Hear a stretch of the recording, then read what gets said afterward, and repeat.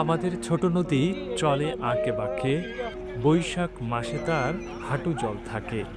পার হয়ে যায় গরু, পার হয় গাড়ি, দুই ধার উঁচু তার, ঢালু তার পানি।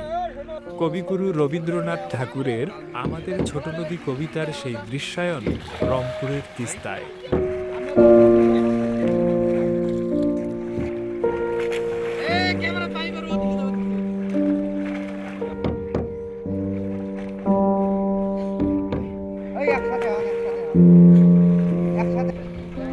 বৈশাখে পানি নেই তিস্তায়, জেগেছে একাধিক চর।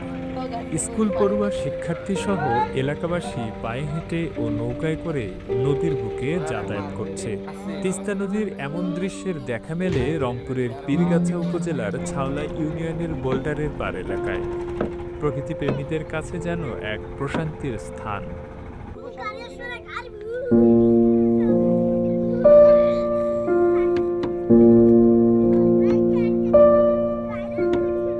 একসময়ের আশীর্বাদের তিস্তা নদী বর্তমানে অভিশাপে পরিণত হয়েছে।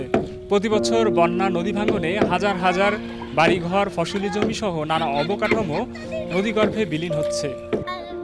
উজানের পানি প্রত্যাহারে শুষ্ক মৌসুমে পানি শূন্য থাকে তিস্তা, আর বর্ষায় উজানের ঢলে পানিতে ডুবে যায় নদীর তীরবর্তী এলাকা। এমন অবর্ণনীয় কষ্ট মেনে নিয়ে জীবন সংগ্রাম করে আসছেন নদী পাড়ের মানুষ।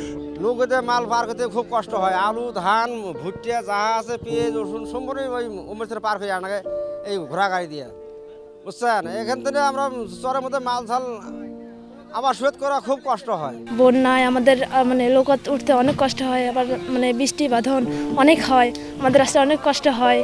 আবার ভালো লাগছে, আমাদের হাঁটা লাগে, অনেক অনেক দূর আমাদের হাঁটা লাগে, হাঁটা আবার বাসে পার হওয়া লাগে, আবার মা আমাদের স্কুলে যাইতে হয়, অনেক আমাদের কষ্ট হয়। যখন আমাদের সময় যখন বন্যা হয় তখন নৌকায় যখন আসে নৌকা টালাটালি করে, আমরা সঠিক টাইমে আসতেও পারি না, আবার নৌকা টালাটালি অনেক সময় আবার নৌকার ইয়ে থেকে পড়েও যায়। অনেকটা ঝুঁকি নিয়ে আমাদের ওই পাশ থেকে আমাদের এই পাশে এসে লেখাপড়া করতে হয়।